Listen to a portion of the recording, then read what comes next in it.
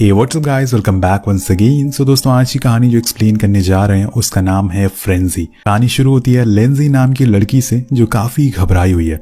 ये असल में ओशियन में एक टापू पर खड़ी है जहाँ पे इसके अलावा कोई भी मौजूद नहीं है।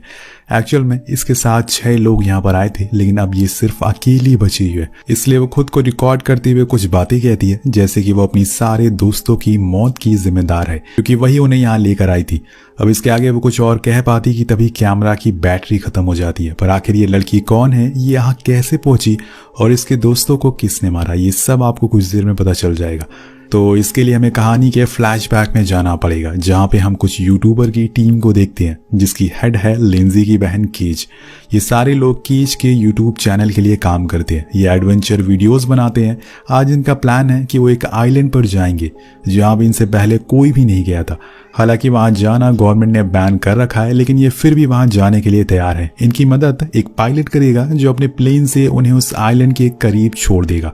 लेकिन जाने से पहले लिंजी पायलट से कहती है कि तुम अपने प्लेन का जीपीएस निकाल देना ताकि हमें कोई भी ट्रैक ना कर पाए, जिसके लिए वो उसे कुछ पैसे भी देती है और फिर सब लोग उस प्लेन पर बैठ जाते हैं। यहाँ से इनका ब्लॉग शुरू हो जाता है जो कि इनका कैमरा मैन रिकॉर्ड कर रहा था। अब सब लोग खुश थे क्योंकि इस वीडियो के बाद इन्हें काफी पैसे मिलने वाले हैं। लेकिन जैसे जैसे ये प्लेन टापू के करीब जा रहा था, कुछ न कुछ टर्बुलेंस होती जा रही थी। आखिर में इनके प्लेन में एक विंग टूट जाती है, जिसे देखते ही देखते पूरा प्लेन समुद्र में क्रैश हो जाता है।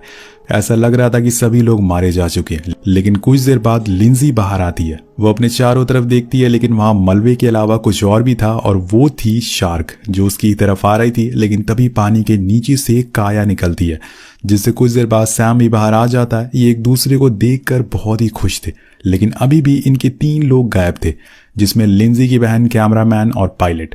इन तीनों अपने साथियों को ढूंढने के लिए पानी के नीचे जाते हैं, जहां उन्हें वो पायलट भी मिल जाता है जिसकी हालत बहुत ही गंभीर थी।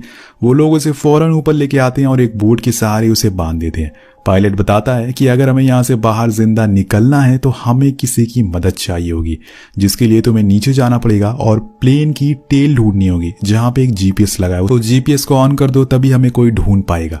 तो काया फौरन नीचे जाती है। कुछ देर बाद उसे प्लेन की टेल भी मिल जाती है, जिसे वो रस्सी बांधकर ऊपर लाने की कोशिश करती है, पर ला नहीं पाती और ऊपर आकर लिंजी को बताती है कि टेल 20 फीट नीचे है। लेकिन उसके अलावा भी मुझे कुछ और मिला है और उसे एक लाइफ बोट मिली थी, जिसे खोलते ही वो बोट बन जाती थी। पर तभी उनके नीचे से वो पायलट पानी के अंदर चला जाता है क्योंकि अब उसके अंदर इतनी ताकत नहीं थी कि वो खुद को संभाल सके। वहीं ये लोग उस बोट के ऊपर बैठ जाते हैं, पर इन्हें सैम कहीं दिखाई नहीं दे रहा था। असल में ये लोग जिस जगह पे मौजूद है वहां से वो आइलैंड बहुत ही करीब होता है, तो सैम वहां से स्विम करके जाना चाह रहा था ताकि उसे वहां जाकर कोई हेल्प मिल सके। अब उसे ऐसा करता हुआ देखकर लिंजी उसे फौरन बोट पर आने को कहती है, लेकिन वो नहीं मानता और वो भी उसके पीछे जाने लगती है। लेकिन तभी हम देखते हैं कि शार्क की फैमिली सैम की तरफ बढ़ना शुरू कर देती है, जिसे लिंजी देख लेती है। वो उसे पीछे आने को कहती है, लेकिन तब तक वो बहुत ही करीब आ चुकी थी और सैम को अपना पहला शिकार बना लेती है। लिंजी खुद के सामने उसे मरते हुए देख रही थी, लेकिन वो कुछ भी कर नहीं पाती। लेकिन वो शार्क वहां रुकती नहीं, अब वो उसकी तरफ बढ़ रही थी, इसलिए लिंजी फौरन बोट के पास जाने लगती है। अब समय रहते ही वो उस पर चढ़ जाती है, वरना इसका भी सैम जैसी हालत होने वाली थी। इसी दौरान हमें फ्लैशबैक में पता चलता है कि सैम असल में लिंजी का बॉयफ्रेंड था। वो कुछ दिन पहले इनकी टीम से जुड़ा था और लिंजी के कहने पर ही वो यहाँ पर आया था और आज उसकी वजह से ही वो मारा गया। यही सब सोचकर वो रोने लगती है और उसे खुद गिल्ट फील हो रहा था। लेकिन काया उसे सहारा देती है और खुद को एक सर्वाइवल एक्सपीरियंस के बारे में बताती है कि जब वो उसकी टीम एक मिशन पर गए थे तो वहां उनकी कार खराब हो गई थी, जिसके बाद वो डिजर्ट में तकरीबन 26 घंटे तक फंसी रही। वो अपने लॉकेट को दिखाते हुए कहती है कि ये मुझे याद दिलाता है कि मैं एक एक्स आर्मी गर्ल हूँ। और उसकी ये सारी बातें सुनकर लिंजी को थोड़ा हौसला मिलता है कि वो भी यहाँ से बाहर निकल सकती है। तो वो काया से कहती है कि हमें सबसे पहले उस आइलैंड तक जाना होगा ताकि वहां से कोई मदद मांग सके।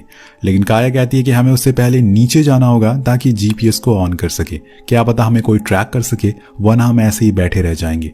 अब लिंजी को उसकी बात सही लगती है, तो वो दोनों अपना अपना डाइविंग सूट पहनने लगते हैं। पर इसी दौरान एक शार्क उनकी बोट को टक्कर मारती है, जिससे वो दोनों पानी में गिर जाते हैं। अब वो एक दूसरे से दूर हो चुके थे और इसी का फायदा शार्क उठा लेती है। वो सबसे पहले काया को पकड़ती है, जिससे वो चिल्लाने लगती है और उसकी आवाज सुनकर लिंजी समझ जाती है कि नीचे से शार्क ने उसे पकड़ रखा है। वो उसके करीब जाने लगती है बचाने के लिए, लेकिन काया उसे बोट पर ही चढ़ने को कहती है क्योंकि अगर वो यहाँ पर आई तो मारी जाएगी। इसलिए वो बोट पर आ जाती है और वहीं काया को वो पानी में घसीटते हुए ले जाती है और पूरा ही जिंदा निकल जाती है। तो दोस्तों यहाँ पर आए थे 6 दोस्त, 6 लोग आए थे, लेकिन अब बचे हैं बस एक, वो है लिंजी। पर अब ये क्या करेगी, क्या ये भी मारी जाएगी या फिर ये जिंदा यहाँ से निकल पाएगी। अब अपने दोस्तों को खोने के बाद यहाँ लिंजी समझ जाती है कि उसे तो कुछ करना ही पड़ेगा, इसलिए वो नीचे जाने के लिए तैयार होती है, वरना वो भी मारी जाएगी। उसी दौरान उसे थोड़ी ही दूर पर एक बोट गुजरती हुई दिखती है। अब लिंजी उसे देखकर चिल्लाना शुरू करती है, लेकिन वो लोग उसे सुन नहीं पाते, इसलिए वो अपना डाइविंग सूट पहनकर नीचे जाने लगती है। लेकिन उसे डर लग रहा होता है कि तब इसे सैम की कही हुई बात याद आती है कि जितना तुम डर के पीछे भागोगी तुम्हारे पीछे उतना ही डर आता रहेगा। इसलिए वो कूद जाती है और फौरन उसी टील के पास पहुंचकर जीपीएस को ऑन कर देती है। तो इसका पहला काम यहाँ पर हो गया था, लेकिन उसी दौरान वहां शार्क आ जाती है और तभी उसे वहां एक कैंडल लाइट दिखती है जिसे जलाकर वो उसे भगा देती है। लेकिन जब लिंजी ऊपर आने लगती है तो वो शार्क दोबारा आ जाती है, पर वो सही समय पर बोट पर छलांग मारती है और खुद को बचा लेती है। जिसके बाद वो उस बोट को एक राफ्ट की तरह यूज करने वाली है, जिसके लिए वो लकड़ी के डंडे को यूज करके उसे आगे बढ़ाती है ताकि वो साइलेंट तक पहुंच सके। लेकिन तभी उसे दूर पानी में अपना कैमरामैन दिखाई देता है। वो भागते हुए उसके पास जाती है और उसे बचाने के लिए उसे बोट पर लाने की कोशिश करती है, लेकिन आज इसकी किस्मत अच्छी नहीं थी। शायद इसे खुद अकेले ही सरवाइव करना पड़ेगा। वो जैसे ही उसे ऊपर खींचती है, शार्क आकर उस कैमरामैन को अपने साथ ले जाती है और लिंजी के पास सिर्फ उसका कैमरा ही रह जाता है। वेल यहाँ वही सीन आता है जो हमने कहानी की इंट्रो में देखा था, जो कि अभी तक आपको समझ आ गया होगा कि आखिर ये लोग यहाँ तक कैसे पहुंचे, कैसे उसके सारे दोस्त मारे गए। लेकिन असली कहानी इसके बाद से शुरू होती है, जिसके लिए आपको ये वीडियो पूरी देखनी पड़ेगी। तो आगे बढ़ते हैं। लिंजी उस बोट को उस डंडे से आगे बढ़ाने लगती है, लेकिन इतनी आसानी से शार्क उसे वहां तक जाने नहीं दे सकती। वो बार बार उसकी बोट को टक्कर मारती है, जिससे बोट में छेद हो जाता है, उसकी सारी एयर खत्म हो जाती है। अब लिंजी चाह कर भी उसे आगे नहीं जा सकती, उसे पानी में कूदना ही पड़ेगा, लेकिन पानी में तो शार्क है। तभी उसे आइलैंड के पास एक राफ्ट दिखती है जो असल में आर्मी मरीन ने वहां पर बांधी हुई थी, क्योंकि अगर कोई यहाँ पे फंस जाए तो इसका इस्तेमाल करके खुद को बचा सके। तो लिंजी को अब वहां तक पहुंचना पड़ेगा, लेकिन इन शार्क के बीच से जाना पड़ेगा और इसके अलावा उसके पास कोई और रास्ता नहीं है। वो उल्टी गिनती शुरू करती है और पानी में छलांग मारती है। उसकी आवाज से वहां तीनों शार्क आ जाती हैं जो उसके हाथ को पकड़ लेती हैं, पर लेकिन सही समय पर लिंजी उन्हें चाकू मारकर उस राफ्ट पे चढ़ जाती है। उसके हाथ पे लगी चोट उसे बहुत ही दर्द दे रही थी और इसी दौरान उसे वहां पर एक बॉक्स मिलता है। ये फर्स्ट एड बॉक्स होता है और ये बॉक्स भी मरीन वालों ने यहाँ लगाया था, जिसके अंदर पानी की बोतल थी, एक फ्लेयर थी और एक रेडियो होता है। लिंजी सबसे पहले पानी पीती है और फिर अपनी चोट पर पट्टी बांधती है और फिर रेडियो को बाहर निकालकर किसी से कांटेक्ट करने की कोशिश करती है, पर ना जाने कितने दिनों से यहाँ पर रखा हुआ है, तो हो सकता है वो खराब भी हो गया हो। वेल कुछ नहीं कह सकते, लेकिन लिंजी को अब थोड़ी राहत मिलती है। वो उस बॉक्स में रखी फ्लेयर को चला देती है और मदद का इंतजार में बैठ जाती है। लेकिन दोस्तों तभी एक चमत्कार होता है। पानी में उसे अपनी बहन केज दिखाई देती है जो अभी भी जिंदा थी। वो एक बोट के सहारे तैर रही थी। वो अपनी बहन को देखकर हैरान थी कि आखिर ये यहाँ तक कैसे पहुंची। एक तरफ वो खुश भी थी। केज उसे बताती है कि वो इस टापू के पिछले वाले साइड पर जाकर गिरी थी जब प्लेन क्रैश हुआ था। अब लिंजी पानी में एक रस्सी फेंकती है ताकि वो उसे पकड़ सके और ऊपर आ सके, क्योंकि उसके पैरों में चोट लगी हुई है जिसमें से खून लगातार बहता हुआ जा रहा है और जिसकी स्मेल पानी में फैल रही है। और सही मौके पर वो उसे फ्री कर लेती है और अपनी बहन को ऊपर खींच लेती है। इसके बाद वो उसके घावों पर फर्स्ट एड लगाती है। तब लिंजी उसे कहती है कि मैं हमेशा से तुम्हारी जैसी बनना चाहती थी, इसी वजह से मैं यहाँ पर आई थी, लेकिन मैं ये नहीं कर पाई, मेरी वजह से सारे लोग मारे गए। तो केज उसे कहती है कि ऐसा कुछ नहीं है, सब लोग अपनी मर्जी से यहाँ पर आए थे, इसमें तुम्हारी कोई गलती नहीं है। उसी दौरान उसका रेडियो किसी से कनेक्ट हो जाता है। दरअसल ये वही लोग थे जो थोड़ी देर पहले यहाँ पर बोट से आए थे। उनकी आवाज सुनकर और उनकी मदद सुनकर वो उनके करीब आ रहे थे, पर लिंजी उनसे कहती है कि पानी में शार्क है तो उन्हें संभल कर यहाँ आना होगा। वो दोनों लोग प्लान बनाते हैं कि हम पहले इन शार्क को मारेंगे, जिसके बाद इन्हें बचा लेंगे। तो वो दोनों अपने साथ लाई बंदूक से हमला करने के लिए तैयार थे, पर तभी उनकी बोट को एक टक्कर लगती है जिस वजह से एक साथी पानी में गिर जाता है, जिसे बचाने के लिए उसका दूसरा साथी पानी में हाथ डालता है, पर यहाँ वो शार्क छलांग मार के उसका एक हाथ ही खींच लेती है और बोट में एक और टक्कर लगती है और वो भी पानी में गिर जाता है। इसके बाद क्या होगा वो आपको पता चल ही गया होगा। अब ये सारी चीजें दूर बैठी दोनों बहनें देख रही थी और वो पूरी तरह से शॉक और डर जाती हैं।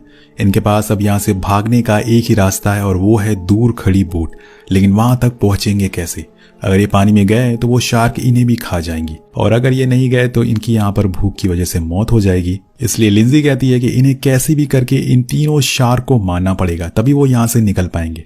इसी दौरान उन्हें उसी बॉक्स में क्रूड ऑयल मिलता है जिसका इस्तेमाल वो आग जलाने के लिए कर सकते हैं। लेकिन पानी में जलाकर उन शार्क को मारना इतना आसान नहीं है, क्योंकि वो एक जगह पर रुकते ही नहीं है। तभी केज को एक आइडिया आता है, क्यों ना वो उस आइलैंड पे लगे बड़े पत्थर को पानी में गिराकर उन्हें मार दे। अब लिंजी को ये आइडिया सही लगता है तो वो उन्हें पहले शार्क को अपने पास बुलाती है, और जैसे ही वो उनके करीब आती है वो उस रस्सी को खींच देती है, जिससे वो पत्थर सीधा जाकर शार्क के ऊपर गिरता है। और यहाँ इनका आइडिया काम आ गया था, शार्क की मौत हो जाती है, जिससे वो दोनों बेहद खुश होते हैं। लेकिन अभी भी 2 शार्क मौजूद है, उसे मारना बाकी है।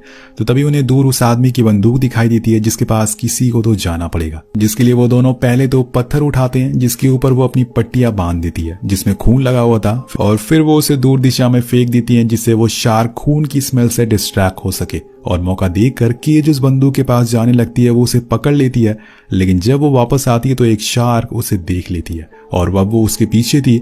जो लेंजी देख लेती है वो फौरन उसे ऊपर आने को कहती है, लेकिन जब तक केज बंदूक फेंकती एक शार्क उसे पकड़ लेती है। और यहाँ लिंजी अपनी बहन को बचाने के लिए पानी में चाकू लेके कूद जाती है।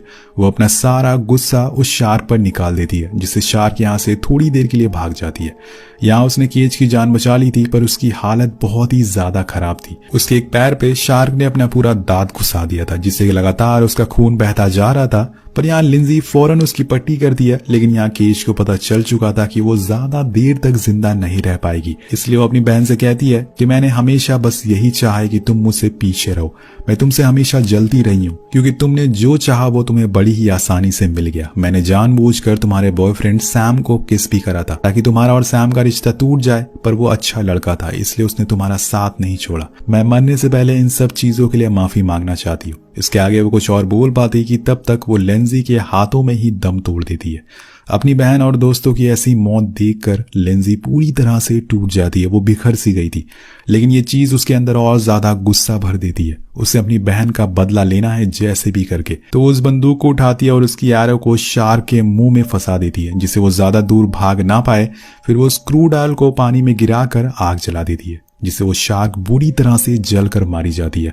और ये देखकर वो जोर जोर से चिल्ला रही थी, उसे बहुत ही खुशी मिल रही थी। लेकिन तभी दोस्तों दूसरी शार्क आ जाती है और वो केज की लाश को घसीटते हुए पानी में ले जाती है। पर यहाँ अब लेंजी रुकने वाली नहीं थी, क्योंकि उसके पास अब खोने को कुछ भी नहीं था। वो बिना कुछ सोचे समझे पानी में कूद जाती है और उस बोट की तरफ बढ़ने लगती है। वो शार्क भी उसके पीछे थी, लेकिन वो रुकने वाली नहीं थी। वो उस बोट तक पहुंच जाती है, लेकिन शार्क भी उसे मारे बिना तो यहाँ से नहीं जाने वाली। तो इनमें से सिर्फ एक ही बचने वाला है। और तभी लेंजी को एक आइडिया आता है। वो बोट पर एक गैस सिलेंडर देखती है, जिसके पीछे वो चाकू लगा देती है। और जैसे ही वो शार्क उस बोट के ऊपर छलांग मारती है, उसे खाने के लिए वो सिलेंडर की गैस को लीक कर देती है। प्रेशर की वजह से सिलेंडर सीधा शार्क की बॉडी को चीर कर उसके पार पार हो जाता है, और आखिरकार फाइनली वो शार्क मारी जाती है। जिससे कुछ देर बाद हम देखते हैं कि उसकी तरफ बहुत सी बोट आ रही थी उसकी मदद करने के लिए। मतलब थोड़ी देर पहले आ जाती तो शायद सबकी जान बच जाती है। वेल इसके बाद सीन शिफ्ट होता है 6 महीने बाद। यहाँ लिंजी समुद्र किनारे एक वीडियो रिकॉर्ड कर रही है। वो बोलती है कि कुछ दिन पहले मैं और मेरी टीम एक एडवेंचर ट्रिप पर आए थे, लेकिन उस दिन हमारे साथ कुछ हादसा हो गया, जिससे कि उसने अपने सारे दोस्तों को खो दिया। जिन्होंने भी इस चैनल को बनाया था वो आप सभी से प्यार करते थे। उनके कामों को हम सभी लोग हमेशा याद रखेंगे, और मैं प्रॉमिस करती हूँ कि उनके कामों को मैं आगे बढ़ाऊंगी, और अब मैं कभी भी रुकने वाली नहीं हूँ। जिसके साथ ये कहानी यही खत्म हो जाती है। तो आपको ये सर्वाइवल स्टोरी देख कर क्या सीख मिलती है, नीचे कॉमेंट करके जरूर बताएगा। मिलते हैं आपसे अगली वीडियो में। Thank you so much watching. Peace out.